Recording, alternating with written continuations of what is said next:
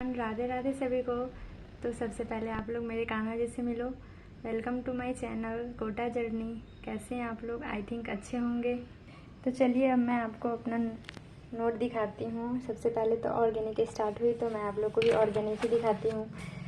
ये तो मैं कल दिखा दी थी और आज स्टार्ट हुए यहाँ से 20 degree of alkyl halide alcohol amine और एमाइड।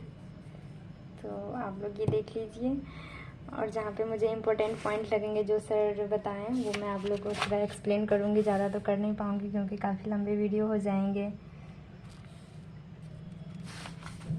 और ये नोट वगैरह काफ़ी अच्छे से फिर आप लोग देख सकते हैं जो देखते हैं, बाकी तो फिर कोई बात नहीं। बहुत सारे लोग तो क्लास खुद भी कर रहे होंगे, बट किसी ने कमेंट किया था कि प्लीज़ आप नोट प्रोवाइड कर दो, तो कोई और ऑप्शन है नहीं, मैं वीडियो के थ्रू ही कर सकती हूँ, तो इसीलिए कर दे रही हूँ।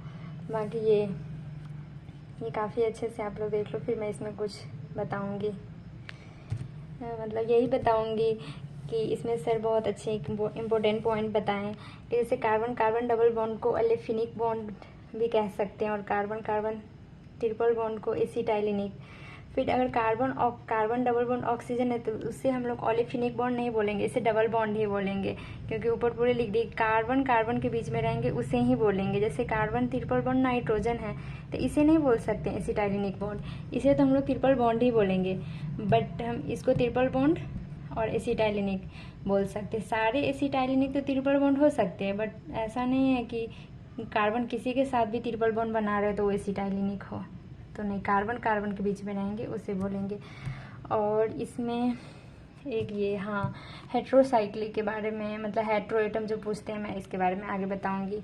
और एक यहाँ भी सैचुरेटेड कंपाउंड के बारे में कि जब कार्बन कार्बन वाले सिग्मा बॉन्ड हो, मतलब सिंगल बॉन्ड है, उसे ही सैचुरेटेड कहेंगे। जैसे ये कंपाउंड है, ये कंपाउंड में तो यहाँ पे तो कार्बन ट्रिपल बॉन्ड नाइट्रोजन के साथ बना रहे हैं, तो ये अनसैचुरेटेड मतलब बोल सकते हैं, बट नहीं, ये सैचुरेटेड है क्योंकि कार्बन कार्बन तो सिंगल बॉन्ड ही बना रहे हैं, कार्बन नाइट्रोजन के साथ ना ट्रिपल बॉन्ड बना रहे हैं, तो इसलिए इसे सैचुरेटेड कंपाउंड ही बोलेंगे। तो इसका डिफिनेशन काफ़ी अच्छे से ध्यान दे सकते हैं कि जब सैचुरेटेड कंपाउंड उसे ही बोलेंगे जिसमें कार्बन कार्बन ओनली सिग्मा होना चाहिए।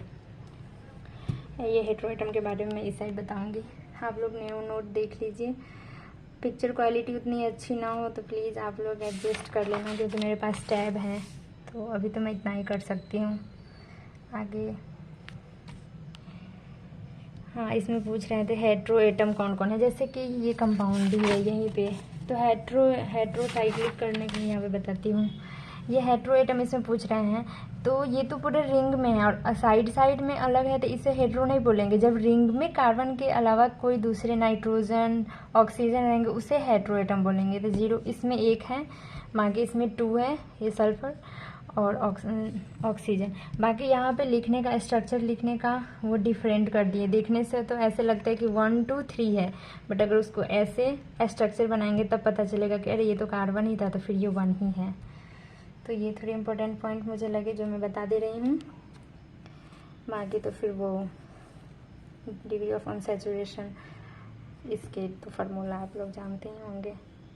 बाकी अगर ऐसे कंपाउंड हो तो इस वाले फार्मूला से काफ़ी ज़्यादा टाइम लग जाएंगे और वो भी सही निकलेंगे कि नहीं, तो इसके लिए ये स्पेशल फार्मूला है।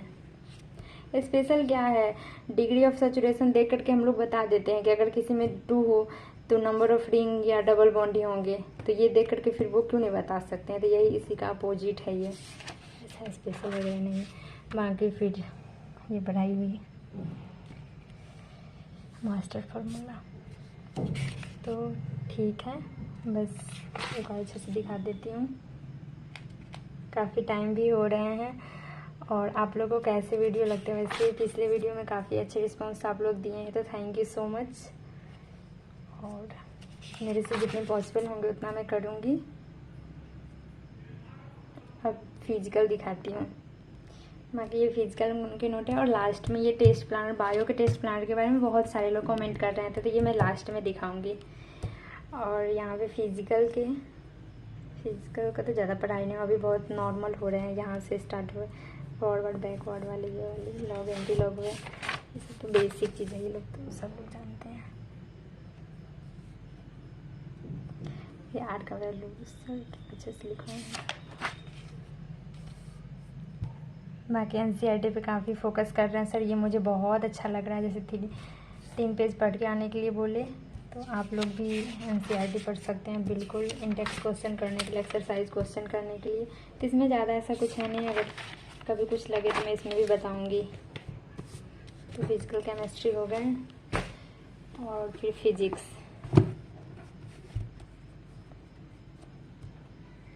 फिजिक्स में आज तो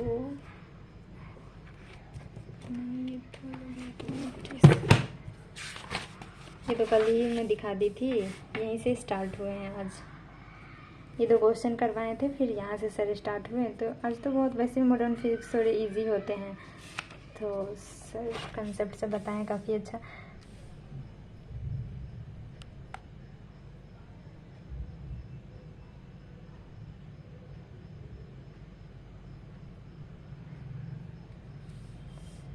और ये क्वेश्चन में मतलब आप लोग को खुद ही समझने पड़ेंगे, चाहे जैसे मतलब ठीक है आप लोग को पता ही होंगे। जैसे मिरर लिखा है तो रिफ्लेक्टिंग ही समझने हैं मुझे, बाकी इधर पढ़ाई हुए ये सब।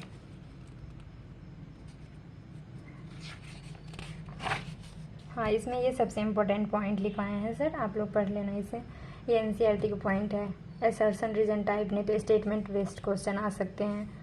If intensity of monochromatic light increase, the number of photon crossing a through a given area increase per second, while energy of each photon remains same। मतलब each photon मतलब एक फोटोन का तो सेम रहेगा, बाकी अगर बल्क में देखेंगे तो वो तो इंक्रीज होंगे हैं। तो इस टाइप के क्वेश्चन आ सकते हैं। फिर ये सारे तो क्वेश्चन है, इजी टाइप के क्वेश्चन ये सर करवाए हैं। और फिर ये होमवर्क मिला है जो कि मैं कर ली हूँ। बिगनर बॉक्स मिले हैं, एक्सरसाइज 1, 2, फिर 3, फिर रेस, ये सब।